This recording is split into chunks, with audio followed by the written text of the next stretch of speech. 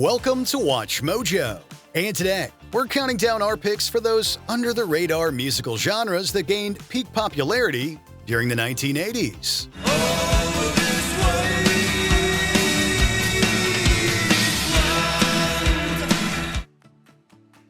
Number 10. Acid Jazz.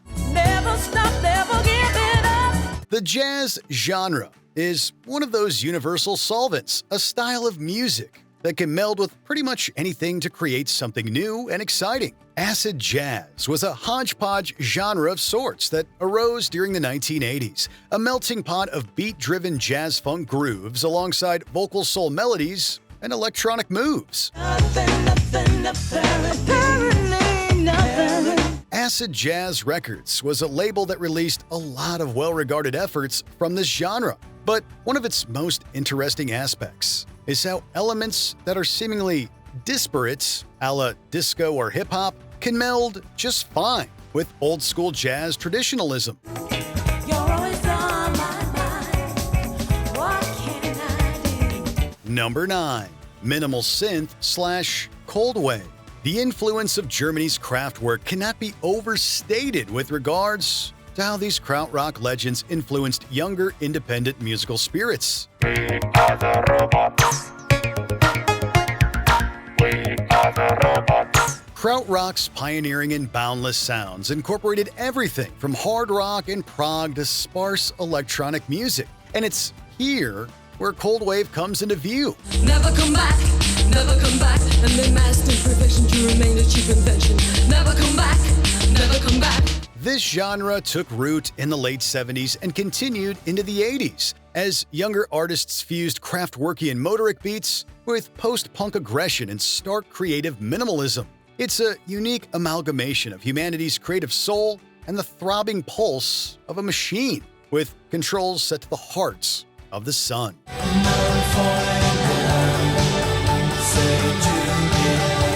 Number 8. Quiet Storm. Fans of the classic sitcom WKRP in Cincinnati will likely remember Tim Reed's portrayal of the nighttime radio DJ Venus Flytrap. The latter's smooth as silk delivery ties into our next musical genre, a romantic sub-label of R&B that became known as Quiet Storm. The smooth operator.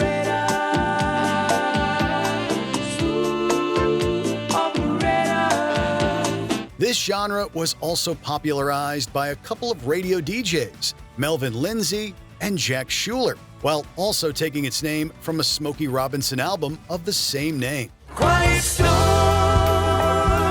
blowing. Quiet Storm has a lot of elements in common with smooth jazz, in that it's designed for slow dancing and romance, but elements of soul, pop, and even fusion can slide into its DMs. In other words, it's nighttime sexy music for adults.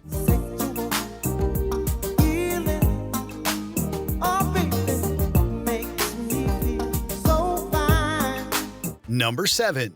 Neoprog.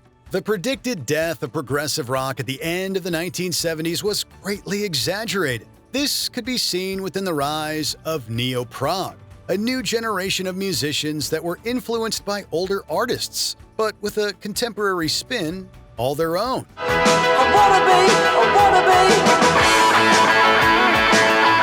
Groups such as Pendragon and particularly Marillion were two spearheading creative voices for Neoprog, with the latter even earning a smash international hits with the ballad Kaylee. Meanwhile, progressive rock's pioneering spirit lived on within the complex and often challenging musical arrangements still delivered by Neoprog's dedicated artists.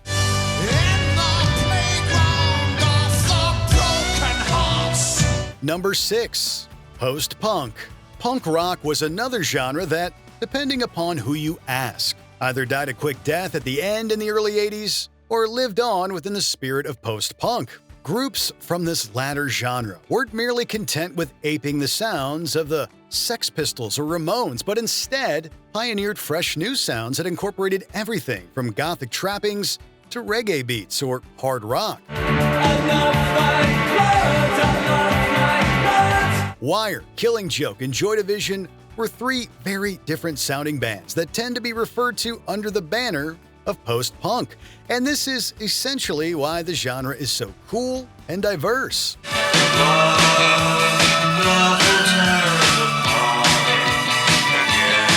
Meanwhile, legends such as The Cure also retained post-punk sensibilities on their earliest records, prior to taking their creative paths to new heights. Number 5. Goth Rock. Die-hard music fans can often be very protective of the music we love, up to and including gatekeeping of what does or does not constitute as authentic or true.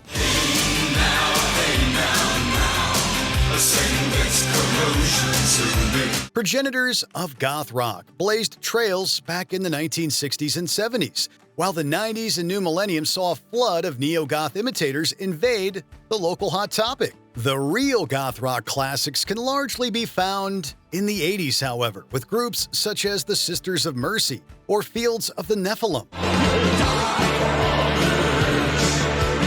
Elsewhere, club-friendly artists such as Bauhaus rubbed shoulders with arena rockers The Cult. But if we're being honest, it's all pretty great stuff.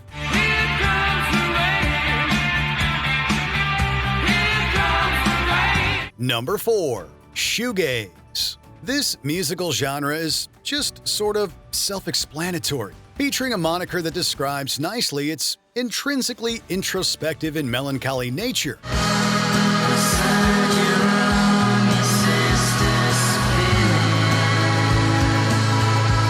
Shoegaze gained prominence as a subgenre of alternative rock near the tail end of the 1980s. Genre pioneers such as Slowdive, The Chameleons, and My Bloody Valentine popularized a musical dynamic that frequently juxtaposed alternating bursts of loud and soft sounds.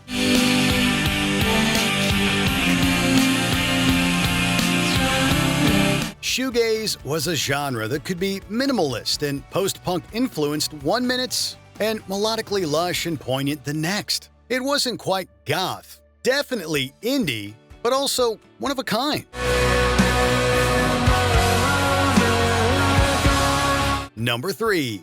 Industrial music. There is an extremely wide creative umbrella when it comes to the genre of industrial music. The term can encompass everything from the noise and avant-garde pioneers of the 70s a la Throbbing Gristle to the electronic and guitar-focused groups of the 1980s.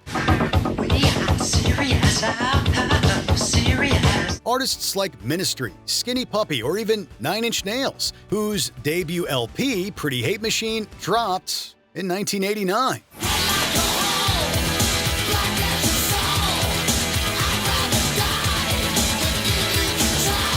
This is what essentially makes industrial so exciting, because it can encompass such a wide variety of emotions. Aggression, love, hate, sex, and power all filter in through the industrial prism, reflecting back its composer's innermost passions and desires.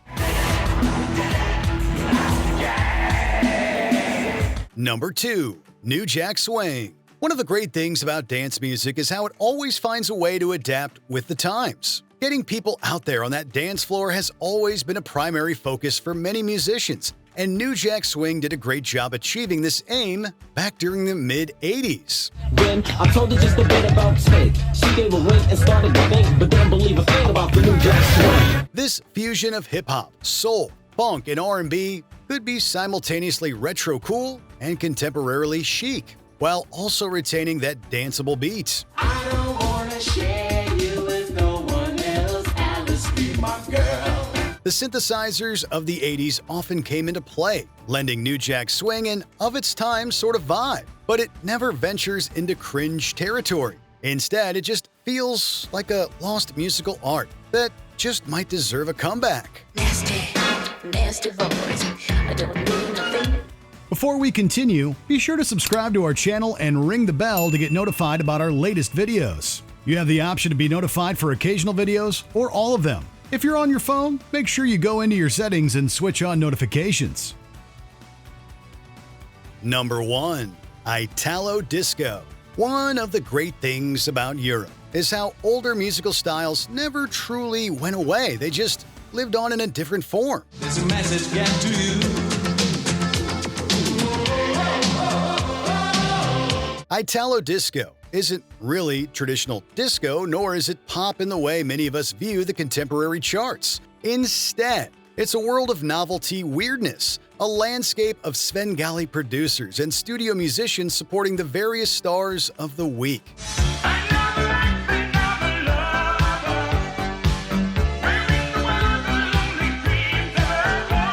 It's also a place where some truly banger melodies lurk, however, usually delivered via an electronic delivery system that's 80s AF with absolutely no apologies. Italy wanted their style, and they didn't really care if it had substance or not. And it's this shameless selling point that makes Italo Disco such an easy genre to love, worship, and discover. What are your favorite musical memories of the 1980s? Let us know in the comments.